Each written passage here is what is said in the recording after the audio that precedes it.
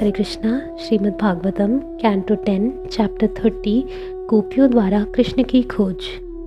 सुखदेव गोस्वामी ने कहा, जब भगवान कृष्ण इस तरह एकाएक विलुप्त हो गए तो गोपियां उन्हें न देख सकने के कारण अत्यंत व्यथित हो उठी, जिस तरह हथनियों का समूह अपने नर के बिछुड़ जाने पर खिन्न हो उठता है।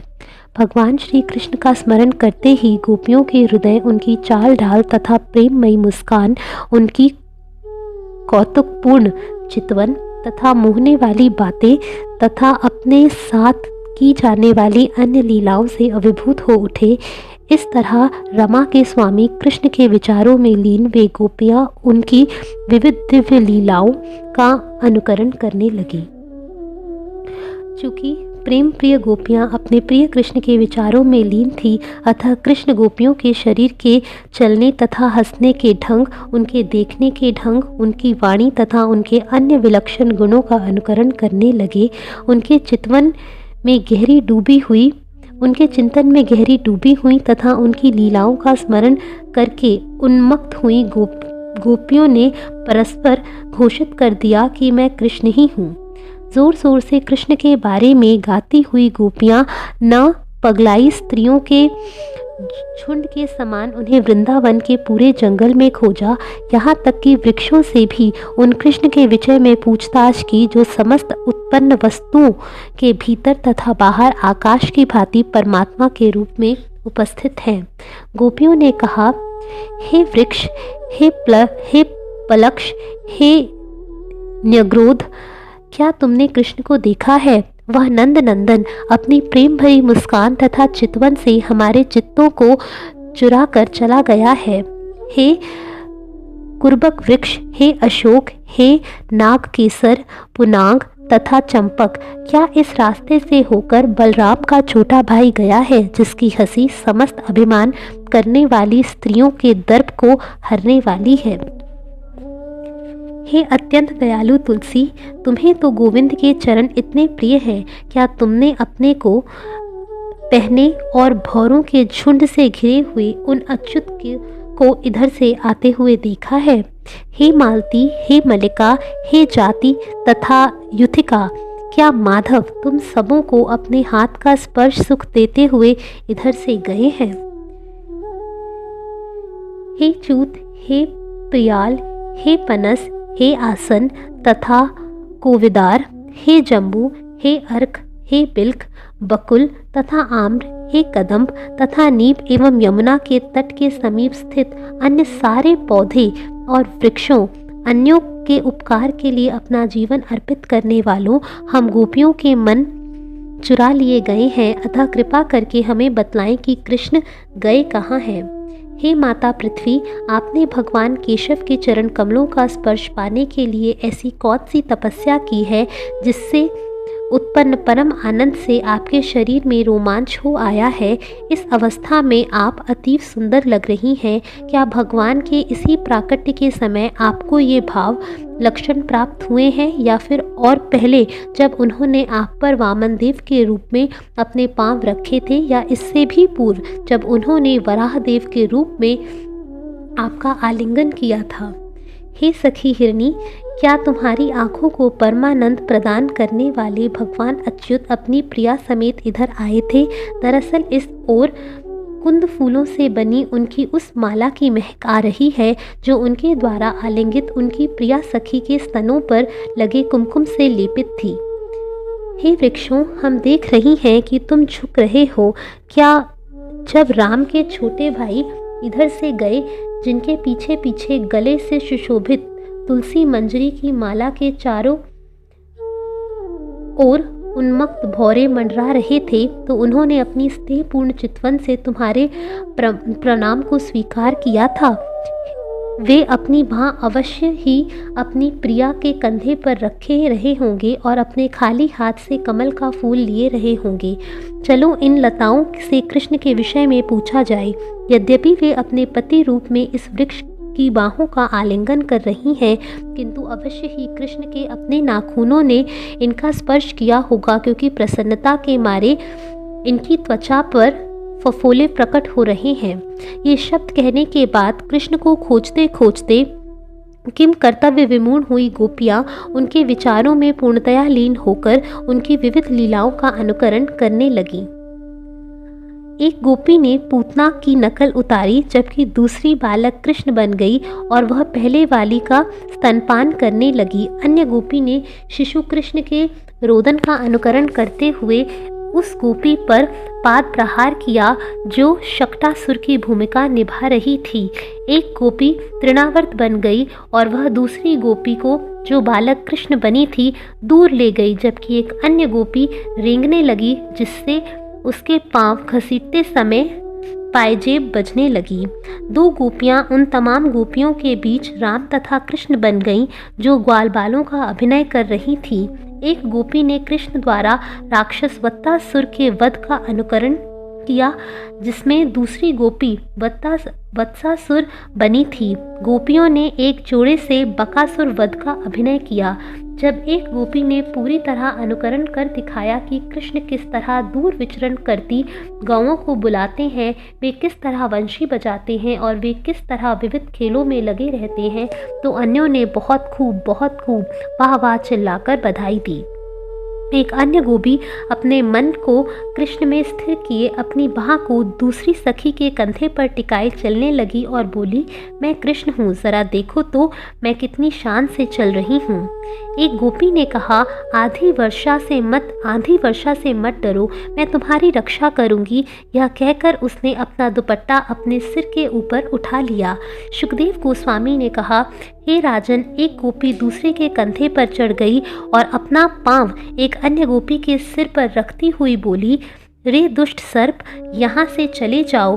तुम जान लो कि मैंने इस जगत में दुष्टों को दंड देने के लिए ही जन्म लिया है।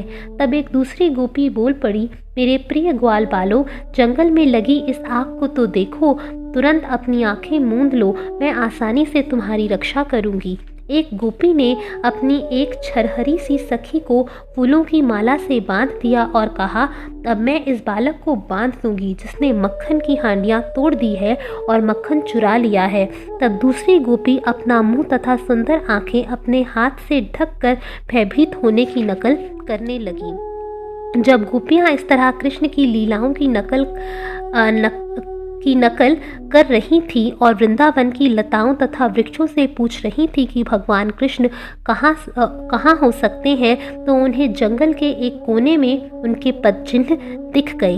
गोपियों ने कहा, इन पदचिन्हों में ध्वजा, कमल, व्रज, अंकुश, जौ की बाली इत्यादि के चिन्ह स्पष्ट बतलाते हैं कि ये नंद महाराज के पुत्र उसी महान आत्मा कृष्ण के हैं। गोपियां श्री कृष्ण के अनेक पद चिन्हों से प्रदर्शित उनके मार्ग का अनुमान करने लगी, किंतु जब उन्होंने देखा कि ये चिन्ह उनकी प्रियतमा के चरण चिन्हों से मिलजुल गए हैं, तो वे व्याकुल हो उठी और इस प्रकार कहने लगी। गोपियों ने कहा, यहाँ पर हमें किसी गोपी के चरण चिन्ह दिख रहे हैं जो अवश्य ही नंद महाराज के पुत्र के साथ चल रही होगी। उन्होंने उसके कंधे पर अपना हाथ उसी तरह रखा होगा जिस तरह एक हाथी अपने सूंड अपनी सहगामिनी हथनी के कंधे पर रख देता है। इस विशिष्ट गोपी ने निश्चय ही सर्वशक्तिमान भगवान गोविंद को पूरी तरह पूजा की होगी, क्योंकि वे उससे इतने प्रसन्न हो गए कि उन्होंने हम सबों को छोड़ दिया और उसे एकांत स्थान में ले आए। हे बालाओं, गोविंद के चरणों की धूल इतनी पवित्र है कि ब्रह्मा, शिव तथा रमा देवी भी अपने पापों को दूर करने के लिए इस धूल को अपने सिरों पर धारण करते हैं। उस विशिष्ट गोपी के ये चरण चिन्ह हमें अत्यधिक विचलित कर रही हैं। समस्त गोपियों में से केवल वही एकांत स्थान में ले जाई गई जहाँ वह कृष्ण के अधरों का पान कर रही है। देखो ना, हमें यहाँ पर उसके पद चिन्ह नहीं दिख रहे। स्पष्ट है कि घास तथा कुश के पामों के कोमल तलुए को कष्ट पहुंचा रहे होंगे, अतः प्रेमी ने अपनी प्रेयसी को उठा लिया होगा। मेरी प्यारी गोपियों, जरा देखो ना, किस तरह इस स्थान पर कामी कृष्ण के पद चिन्ह पृथ्वी में गहरे धसे हुए हैं। अपनी प्रियतमा के भार को वहन करना अवश्य ही उनके लिए कठिन हो रहा होगा, और यहाँ पर तो उस चतुर छोरे ने कुछ फूल चुनने के लिए उसे नीचे रख दिया होगा। ज़रा देखो ना किस तरह प्रिय कृष्ण ने यहाँ पर अपनी प्रिया के लिए फूल चुने हैं। यहाँ उनके पाँव के अगले हिस्से पंजे का ही निशान पड़ा हुआ है, क्योंकि फूलों तक पहुँचने के लिए वे अपने पंजों के बल खड़े हुए होंगे। कृष्ण यहाँ पर निश्चय रूप से अपनी प्रेयसी के साथ उसके केश संवारने के लिए बैठे थे। उस कामी लड़के ने उस कामुक लड़की के लिए इन फूलों से जूड़ा बनाया होगा जिसे उसने एकत्र किया था।